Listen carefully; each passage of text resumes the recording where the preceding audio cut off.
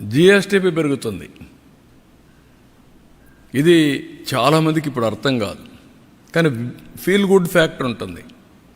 అందుకే మీరు చూస్తే నన్ను అరెస్ట్ చేసినప్పుడు 60 దేశాల్లో డెమాన్స్ట్రేట్ చేశారు తప్పని. రాష్ట్రంలో డెమాన్స్ట్రేట్ చేశారు, హైదరాబాద్లో డెమాన్స్ట్రేట్ చేశారు. ఎప్పుడు నేను మర్చిపోలేను.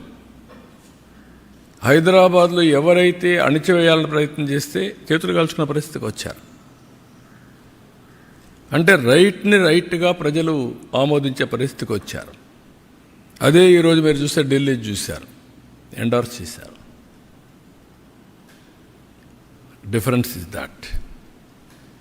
ఎప్పటికప్పుడు నేను అందుకని ప్రజల్ని ఒక సీనియర్ నాయకుడిగా నేను అందరికంటే, ఎందుకంటే 75 నుంచి రాజకీయాలు చూశాను. At the helm of affairs 82, 83 నుంచి ఉన్నా. I have seen so many governments, so many public policies, pre-economic reforms, post-economic reforms చూసా, టెక్నాలజీ చూసా, టెక్నాలజీ అడాప్ట్ చేసుకున్నా, అమలు చేశా. ఈరోజు అనేక సంక్షోభాలు చూసా, అవకాశాలు చూసా.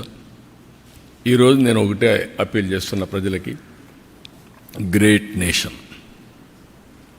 Great opportunity. Delhi is the best example. Right time, right leader. నేను ఏదైతే ఇంతవరకు కూడా చెప్పానో అది నరేంద్ర మోడీ. అందరంగానే అన్డివైడెడ్ అటెన్షన్తో ముందుకు పోతే India will become number 1 or 2 by 2047. ప్రపంచంలో Indians will be number 1. There is no second thought. That is the leadership we are having. అందులో నా స్వార్థం ఏంటంటే, అటు కేంద్రం ఇటు రాష్ట్రంలో డబుల్ ఇంజన్ సర్కార్, 2 ప్రభుత్వాలు ఉంటే గ్రోత్ కూడా డబుల్ డిజిట్ గ్రోత్ ఉంటుంది. ఢిల్లీలో నేను చూశాను ప్రాక్టికల్గా.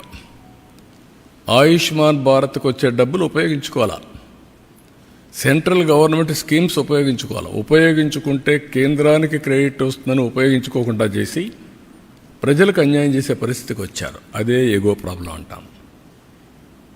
అలాంటివి ఇది చేసినప్పుడు సమస్య వస్తుంది. అందుకే నేను ఆలోచించేది, నరేంద్ర మోడీ గారు ప్రపంచంలో భారతీయులు నెంబర్ 1 చేస్తే నేను తెలుగు జాతిని ప్రపంచంలో నెంబర్ 1 చేయాలనుకుంటున్నా. అది నా స్వార్థం. హైయెస్ట్ పర్ క్యాపిటల్ ఇన్కమ్ ఇండియాలో ఇండియన్స్ వస్తే, మొత్తం ప్రపంచంలో మనం వస్తే హైయెస్ట్ పర్ క్యాపిటల్ తెలుగు వరకు ఉండాలని నా కోరిక. అందుకే 15% పెట్టుకున్నా. అప్పటికి అన్ని రాష్ట్రాలని అధిగమించాలి సిఏజీఆర్లో. నేను ఇది జరగాలంటే అన్డివైడెడ్గా ప్రజలు సపోర్ట్ చేయాలి. నేను ఫ్యాక్ట్స్ అండ్ ఫిగర్స్తో చెప్తున్నా. విమర్శించే వాళ్ళు ఎప్పుడూ విమర్శిస్తారు. నేను ఒకటే ఆలోచిస్తాను, ఏది మంచో దాన్ని అనుసరిస్తా, ఏది మంచో అది ఆచరిస్తా, అదే ప్రాక్టీస్ చేస్తా, అదే ఇంప్లిమెంట్ చేస్తా, అదే ఎగ్జిక్యూట్ చేస్తా. అదే రియల్ టైం గవర్నెన్స్, అదే పాజిటివ్ పబ్లిక్ పర్సెప్షన్, అదే ఈరోజు వాట్సాప్ గవర్నెన్స్. అదే ఈరోజు మీరు చూస్తే 14-19లో 13.5% గ్రోత్ వచ్చింది. ఇప్పుడు 15+ రావాలని నా ఆకాంక్ష.